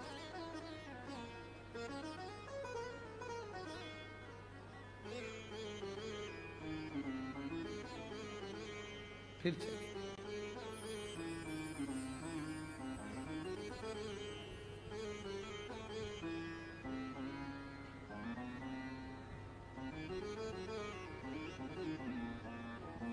महाराज, आज इस व्यासपीठ से एक बात जरूर महाराष्ट्र के लिए कहना चाहूंगा, महाराष्ट्र की धरा के लिए कहना चाहूंगा कि इस धरा पर कुछ समय बाला साहब ठाकरे को और रहना था तो ये महाराष्ट्र प्रथम आनंद में पहुंच जाए।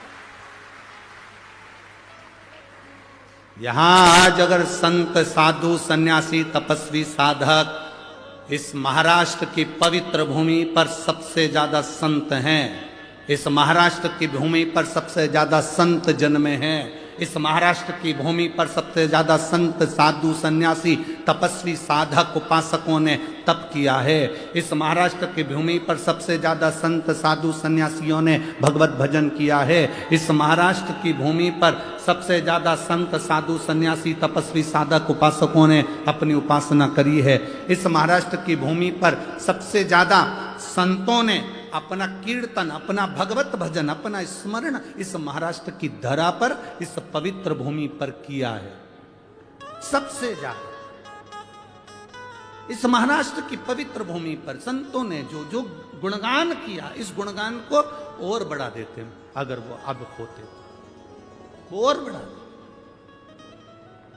संत साधु सन्यासी तपस्वी साधक का एक आनंद है, रस तत्व की प्राप्ति, जीवन का एक सुख, भगवत भजन का एक सुख हमारे जीवन का एक आनंद देगा।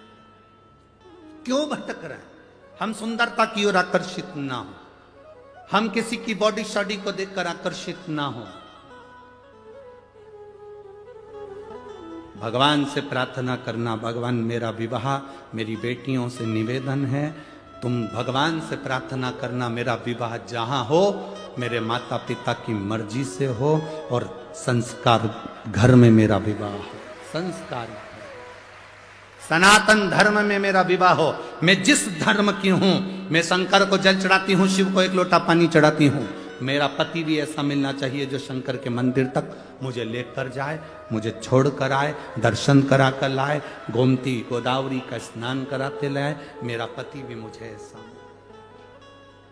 तो श्रेष्ठता। धर्म की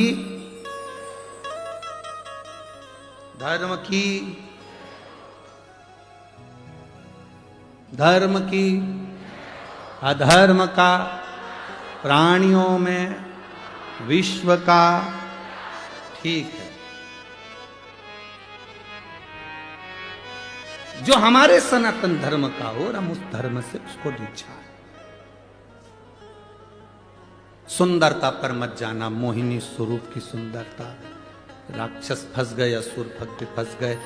कितनी सुंदर बात उस सूर्पणखा ने राम जी से कही कि तुम सम पुरुष नमो सम नारी, में राम जी को अपना बनाना चाहती हूँ।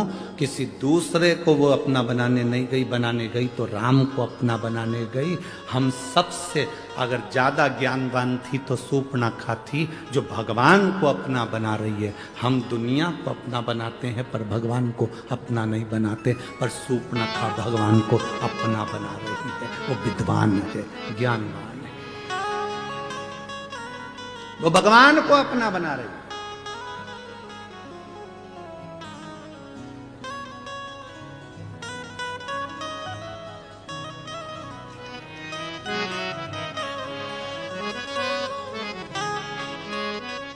उसके बराबर कौन है?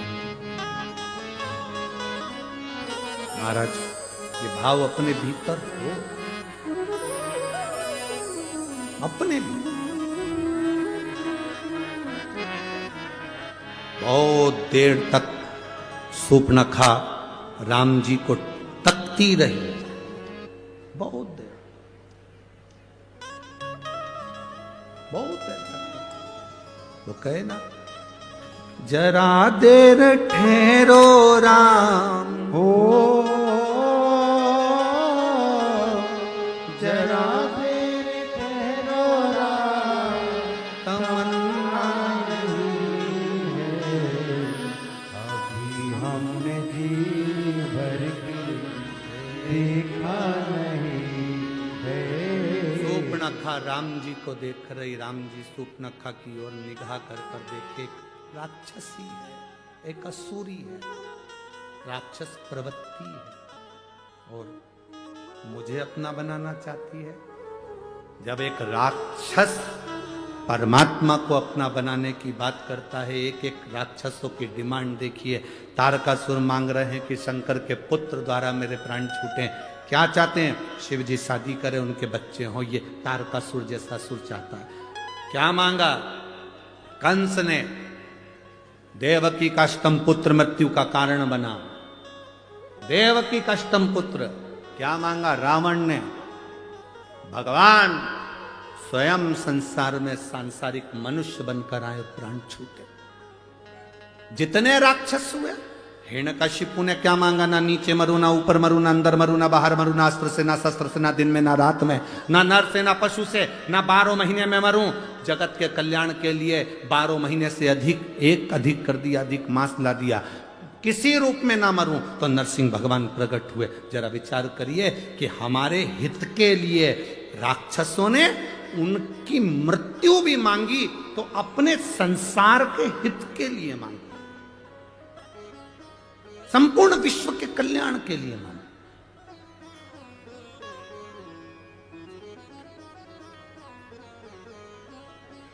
और हम क्या मांगते हैं? हम भगवान कृपा करना, घर देना, बंगला देना, जमीन देना, जायदाद देना। भगवान मेरी बेटी को पास कर देना, मेरे बेटे को ये कर देना, मेरी बहू को छोरा छोरी दे देना, ऐसा कर देना। हमने आज तक भगवान के मंदिर में जाकर ये नहीं कहा, भोले बाबा चलो। हमने आज तक बाबा के मंदिर में जाकर ये नहीं कहा, बाबा बहुत दिन से बैठे हो, त्र्यंबकेश्वर बाबा तुम यहां बहुत दिन से बैठे हो, कपालेश्वर बाबा बहुत दिन से बैठे हो, तुम्हारा मन नहीं करता घूमने जाने का? चलो अब की बार मैं लेकर चलता हूं तुमको सीहोर, थोड़े दिन वहीं रहेंगे, आनंद करेंगे, फिर आ जाए। चलो। हम जितनी जगह दर्शन करने के लिए जाते हैं बाबा के, हम उतनी जगह बाबा को निमंत्रण देकर आते हैं। बाबा बहुत दिन हो गए, त्र्यंबक बाबा कब आ रहे हो? जल्दी आ जाओ। माँ पार्वती जी को साथ लेकर आना, गणेश जी को, रिद्धि सिद्धि को लेकर आना, पूरे खानदान समेत आना, अकेले मत आना। आप आओगे तो आनंद होगा, थोड़ा मालपुआ, रबड़ी, पूड़ी सब बनेगा, सब खाएंगे। और जब तक बाबा नहीं आता तो कौन सी पूड़ी मालपुआ बनता है? वो आता है तो बनता है, वो कृपा करता है तो घर में पकवान बनता है, वो कृपा करता है तो आतिशबाजी होती है, वो कृपा करता है तो जमीन जायदाद ली जाती है, वो कृपा करता है तो घर में बहू बेटे आते हैं, वो कृपा करता है तो बेटी दामाद आते हैं, वो कृपा करता है तो पोता पोती नाती पंती होते हैं, वो करुणा करता, वो आता है तो खुशी आती है। यहां पर भी आप कथा में आए हो ना, जितने लोग कथा श्रवण करने के लिए आए हो, बाबा से कहकर जाना आज प्रदोष बाबा का भारी। कितना हम तो फिर कहेंगे नासिक वालों, तुमने कजन ना जाने कितनी गोदावरी की डुबकी लगाई होगी रे, सारा पुण्य इकट्ठा करके बैठे होगे और कथा का आनंद ले रहे हो। जरा विचार करो, दामोदर मास, कार्तिक का महीना और सुंदर पचवीगन का समय, देव दीपावली कथा, इधर एकादशी बीच में पड़ गई, आंवला नवमी पड़ गई और मालूम पड़े प्रदोष पड़ गई, सारी तिथि भी अच्छे से अच्छी ले ली तुमने, कथा का भी तत्व तुम ग्रहण कर रहे हो। और बाबा से प्रार्थना तुम कहकर जाना, बाबा मेरी झोली में इतना धन देना, इतनी संपदा देना, मैं भी जिंदगी में एक बार शिव महापुराण की कथा करवाऊं, आप मेरे गांव आओ, आप मेरे नगर आओ, आप मेरे गांव आओ, आप मेरे खेड़े में आओ। बाबा आना पड़ेगा कुबेरेश्वर महादेव, आना पड़ेगा कुबेर भंडारी, तेरे को आना पड़ेगा, तू मुझे खजाना लुटाने के लिए वहां पहुंचेगा।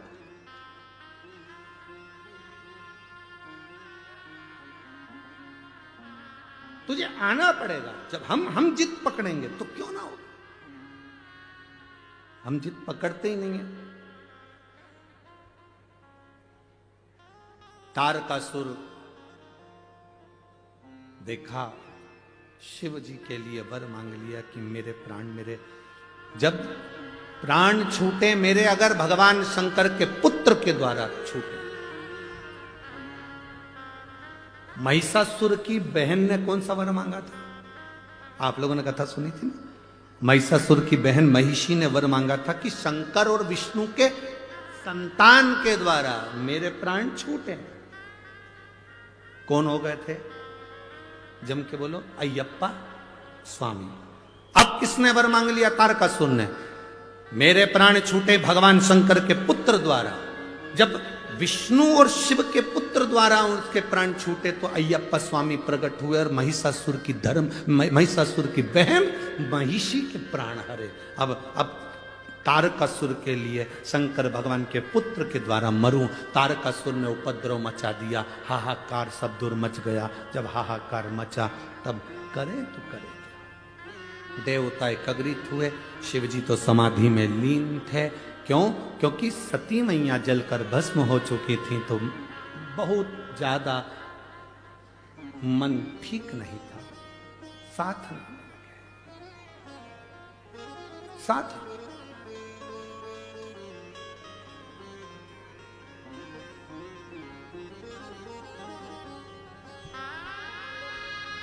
एक व्यक्ति ने प्रश्न किया, गुरुजी हम आपसे एक बात पूछना चाहते हैं। शंकर भगवान देवता है ना? हाँ। देवादिदेव महादेव है ना? हाँ। तो अपनी धर्म पत्नी सती के लिए इतने क्यों रोए?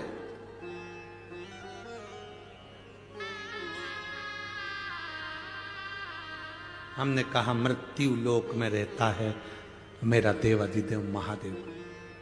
पत्नी का आदर करना, सम्मान करना सारे देवताओं में अगर किसी से सीखना है तो देवादिदेव महादेव से सीखो, जो पत्नी का आदर करना सिखाते हैं। पत्नी का आदर करना अगर कोई सिखाते हैं तो देवादिदेव महादेव सिखाते हैं। त्र्यंबकेश्वर दर्शन करने गए हो? कौन कौन गया? जरा हाथ उठाओ।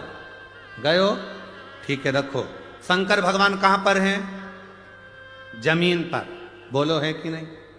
पार्वती जी कहां पर है? जम के बोलो जरा, ऊपर। जाओ, कपालेश्वर का दर्शन करने गए हो? शंकर भगवान कहां हैं? जमीन पर। पार्वती जी कहां है? ऊपर। कभी नारायण लक्ष्मी जी के दर्शन करे होंगे तो लक्ष्मी जी कहां रहती हैं? नारायण के चरण के पास। ब्रह्माणी कहां रहती है? ब्रह्मा जी के पास में। पर केवल देवादिदेव महादेव एक ऐसे हैं जो अपनी धर्म पत्नी को भी ऊंचे स्थान पर रखते हैं कि तू ऊंची रह। नारी का आदर करना अगर कोई सिखाते हैं तो मेरे शंकर सिखाते हैं। स्त्री का सम्मान करना अगर कोई सिखाते हैं तो मेरे देवादिदेव महादेव सिखाते हैं। नारी का सम्मान क्या होता है, स्त्री का सत्कार क्या होता है, नारी के एक भाव जो प्रकटता है वो शिव समझाते हैं, वो शिव करता है।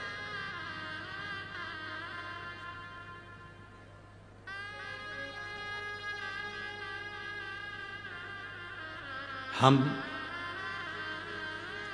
शिव जी से सीखें, हम देवादिदेव महादेव से सीखें कि नारी का आदर, नारी का सम्मान, नारी का सत्कार क्या होता है।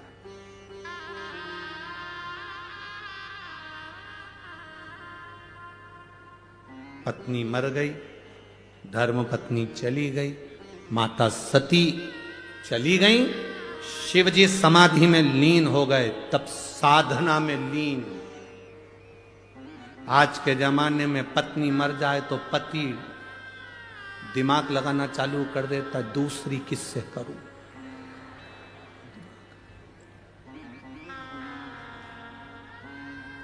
पंद्रह 16, 20 साल के बच्चे हो गए, लड़कियां कॉलेज पढ़ रही और इसको शादी करने की डाई लगा लगा के।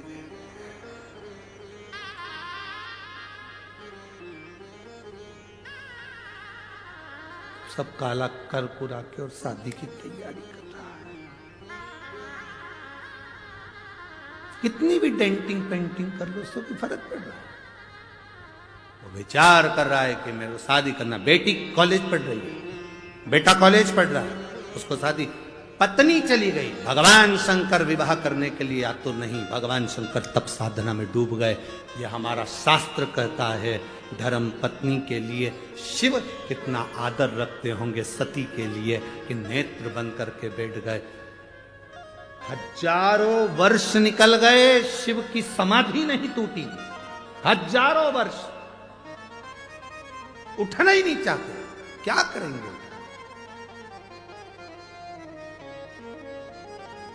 और ये रोज पत्नी चले जाए तो मोबाइल पर ब्याहशादी.com निकाले। हाँ, ये ठीक है, 68 साल की, तो मैं भी तो 76 का, ठीक।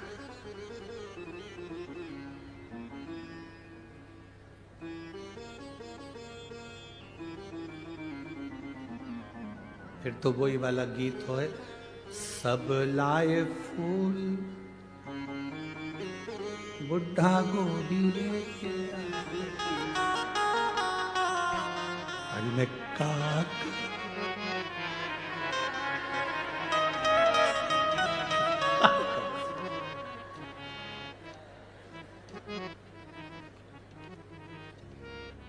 कहा। अरे भाई, शिव कृपा शंकर की उदारता कहती है, मेरे शिव जैसा माता का, स्त्री का, महिला का आदर करने वाला कोई दूसरा नहीं। शिव जो आदर करते हैं स्त्री का, वैसा आदर कोई नहीं कर सकता। इसलिए शंकर भगवान स्त्री का आदर करते हैं, इसलिए केवल एक शिव जी की आरती ऐसी होती है जिसमें सारे देवताओं का गुणगान जाता है। ब्रह्मा विष्णु सदा शिव जानत अविवेका, स्वामी जानत अविवेका, प्रणवाक्षर के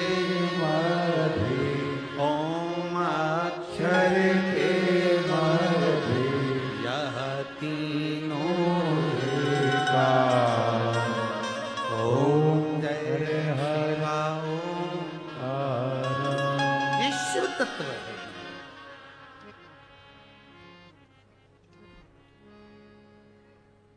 सब एक उसी में समाहित हो गए, जो आदर करने वाला, सम्मान करने वाला, सत्कार करने वाला, उसी में सब समाहित हो गए। शिव जी के नेत्र नहीं खुले, भेजा कामदेव को, भगवान शंकर का नेत्र खुल गया।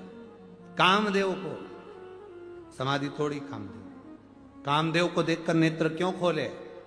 शंकर भगवान सती के पति हैं, कामदेव रति का पति है। शंकर भगवान का साड़ू भाई है, शंकर जी की पत्नी की बहन का पति। रिश्तेदार आए तो उठकर मिलना चाहिए। कमरे में पड़े हो और तुम्हारे रिश्तेदार तुम्हारे घर के हॉल में बैठे हैं, तुम टीवी देख रहे हो, मोबाइल देख रहे हो, और रिश्तेदार आकर घर में बैठे हैं, तुम उनका आदर नहीं कर रहे। एक दिन तुम्हारी जिंदगी में ऐसा आएगा कि तुम्हारा भी कोई आदर नहीं करेगा। इसलिए रिश्तेदार आए, अपने कमरे से बाहर निकल कर आओ, आदर करो। सास के रिश्तेदार आए तो 4 बहुएं हैं तो चारों बहुओं को आना चाहिए। ससुर के रिश्तेदार आए, चारों बहुओं को निकल कर आना चाहिए। बड़ी बहू के रिश्तेदार आए तो तीनों बहुओं को निकल कर आना चाहिए। छोटी बहू के रिश्तेदार आए तो बड़ी बहुओं को निकल कर बाहर आना चाहिए। घर में किसी के भी रिश्तेदार आए, घर का प्रत्येक व्यक्ति उनको श्री शिवाय नमस्तुभ्यम कहने के लिए बाहर आना चाहिए। रिश्तेदार किसी के भी, आदर सबका होना चाहिए। पर आज का जमाना बड़ा विचित्र है। छोटी बहू के रिश्तेदार आए तो बेचारी छोटी सबसे ज्यादा काम करे, बड़ी बहू की आए तो बड़ी बहू काम करेगी, मंजली आई तो मंजली काम करेगी। जिस बहू के रिश्तेदार आएंगे पूरन पोली वही बनाएगी। फिर बाकी की बहुएं क्या करेंगी? आमठी बनाएंगी और मिर्ची का ठेसा।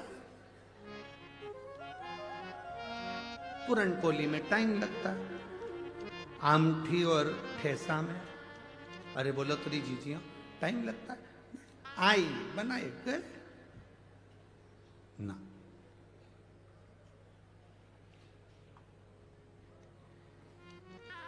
घर में कोई आए, भगवान शंकर के रिश्तेदार आ गए, कामदेव को भेजा समाधि तोड़ने के लिए। शिव जी नेत्र खोल लिए, क्योंकि मेरे धर्म पत्नी की बहन का पति आया।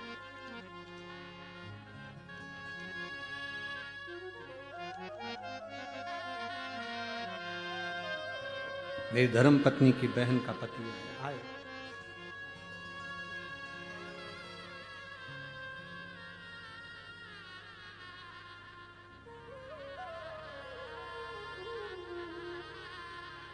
अब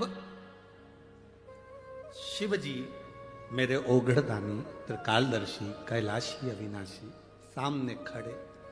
कामदेव जलकर भस्म हो गया, रति रोने लगी, मेरा पति। शिव जी कहते हैं चिंता मत करो, तुम्हारा पति अनंग वैश्यधारी मिलेगा। भगवान के पौत्र के रूप में तुम्हारा पति प्राप्त हो। क्यों चिंता करो, पुत्र के रूप।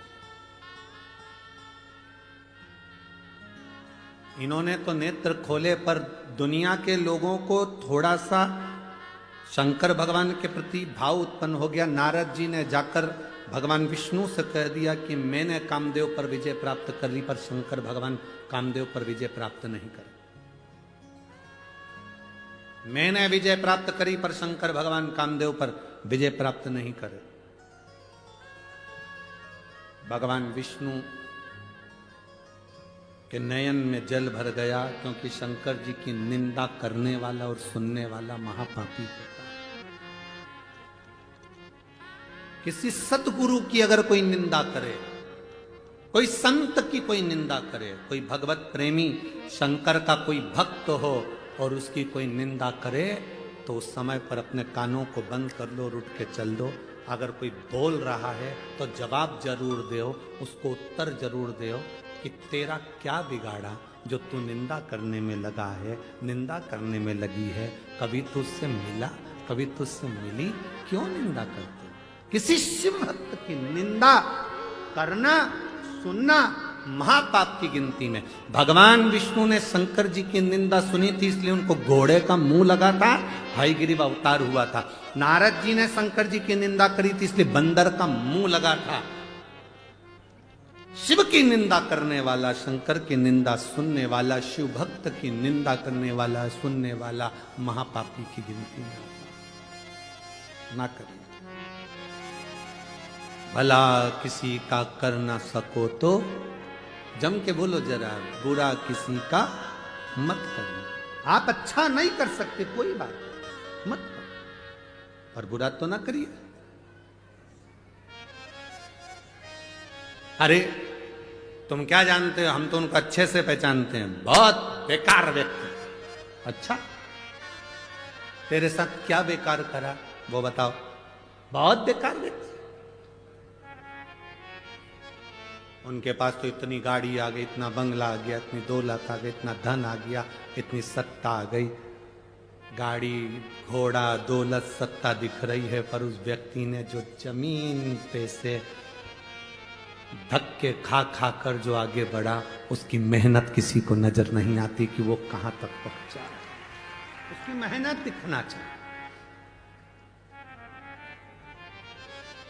कहां चक्कर में पड़े, क्यों? बहुत मिलेंगे तुमको शिव की निंदा करने वाले भी। हमें निंदा से मतलब नहीं, हमें शिव की भक्ति से मतलब रखना है, हमें शंकर के गुणगान से मतलब रखना है, हमें शंकर के भजन से मतलब रखना है, इसके सिवा कुछ नहीं। मेरी जीजियों, मेरे जीजाओं, मेरी बेटियों, मेरे बेटाओं, शिव महापुराण की कथा में आप लाखों की संख्या में आए हो। आज कथा का चौथा दिन है। कल कथा सुबह 8 बजे से 11 बजे तक हो जाएगी। टीवी पर 2 बजे से 5 बजे तक आएगी। फिर ददरौआ धाम भिंड में दोपहर में 1 बजे से 4 बजे तक 28 तारीख से चालू हो जाएगी, जो 2 तारीख तक चलेगी। फिर 5 तारीख से जलगांव में प्रारंभ हो जाएगी कथा। आप जितने लोग कथा सुनने आए हो, बस एक निवेदन है, अगर झोली पसार कर आयो ना तो इतना सा अपने अंदर याद रखना कि हमें ना तो कभी शंकर की निंदा सुनना है और ना कभी हमें शंकर की निंदा करना है। हमसे बन जाएगा, हम लोटा भर जल चढ़। शिव की निंदा भी न करना। अभी कई लोग ऐसे होते हैं जो शंकर जी की एक कहीं ने हमें वीडियो भेज दी थी, उसने कहा कि लोग त्र्यंबकेश्वर के लिए भी कह दिया। उसकी भी गणना कि हम नहीं जानते त्र्यंबकेश्वर क्या, हम नहीं जानते शिवलिंग क्या। हम कहते हैं, जो कहते हैं त्र्यंबक को नहीं जानते, शिवलिंग को नहीं जानते, हम तो ये कहते हैं वो अपने बाप की और माँ की औलाद ही नहीं है जो त्र्यंबक और शिवलिंग को नहीं पहचानते। त्र्यंबक को नहीं जानता। अरे भारत की भूमि पर ये 12 ज्योतिर्लिंग जगत गुरु शंकराचार्य जी द्वारा निर्मित 4 पीठ, जहां पर जगत गुरु शंकराचार्य जी के प्रतिबिंब स्वरूप आज भी जगत गुरु शंकराचार्य विराजमान है। ये 4 पीठ साधारण है, इसको पहचानो। शिव निंदा से दूर रहिए, शंकर की निंदा से दूर। कहा तारकासुर का अंत हो, तब स्वयं भगवान शंकर का विवाह जगत जननी मां पार्वती से कराया गया और पुत्र की प्राप्ति हुई, जिसका नाम षडानंद कार्तिकेय था। कार्तिकेय जी ने तारकासुर का तो संहार कर दिया, उसके हृदय में बाण न लगे, क्योंकि शिव उसके हृदय में है। पापी से पापी जीव, बेकार से बेकार व्यक्ति भी अगर शंकर की भक्ति करता है, शिव की भक्ति करता है, खाली नहीं जाता। आज इस व्यासपीठ से एक बात कहना चाहेंगे, कोई देर से बनता है, कोई जल्दी से बनता है, महादेव को जल चढ़ाने वाला एक दिन सेठ जरूर बनता है। बोल बम का नारा है, शंकर को जल चढ़ाने वाला, शिवलिंग पर जल चढ़ाने वाला एक ना एक दिन सेठ बनेगा, पक्का है, निश्चित है। कोई कहता है गुरुजी शिव महापुराण की कथा बहुत महंगी होती है, कितना महंगा टेंट लगता है, कितनी महंगी व्यवस्थाएं होती हैं, लोगों के भोजन की व्यवस्था करना पड़ती है, लाइट की व्यवस्था, साउंड की व्यवस्था, टेंट की व्यवस्था, जनरेटर की व्यवस्था, सारी व्यवस्थाएं करना पड़ती है। कितनी महंगी होती होगी, कितने लाखों में जाती होगी, कितनी करोड़न में जाती होगी। हमारा भी मन होता है कि हम कथा करवाएं, हम इतना कहां से लाएंगे। हम उनसे कहते हैं कर्जा लेकर कभी कथा मत करना, इधर उधर से लेकर कभी कथा मत करना। कहना भोले बाबा से मैंने संकल्प लिया है कथा कराने का, पूरी तुझे करना है, भंडार तुझे लेकर आना है, मैं तो कथा कराना तुझे है, करना तुझे है। हम कौन निमित्त बनकर आनंद लो। अरे मैंने तेरे ही भरोसे बाबा, तेरे ही भरोसे हवा विच उड़ती जवानी, बाबा डोर हटो छठीला में कटी जवानी। आप ठेला चलाते हो, पान की दुकान चलाते हो, किराने का काम करते हो, कपड़े का काम करते हो, छोटा सा काम करते हो, नहीं है पैसे, हम आपसे नहीं कहते कि तुम कथा कराओ, पर इतना जरूर कहते हैं कि कथा के पंडाल में जब प्रणाम कर कर जाना तो झोली पसार कर उससे कहकर जाना, मन है एक बार कथा कराने का, कराएगा तू। अब मैं तो साधारण हूं, पहले भंडार भरेगा और कथा भी तू कराएगा। थोड़ा देर से बनता है, कोई जल्दी बनता है, कोई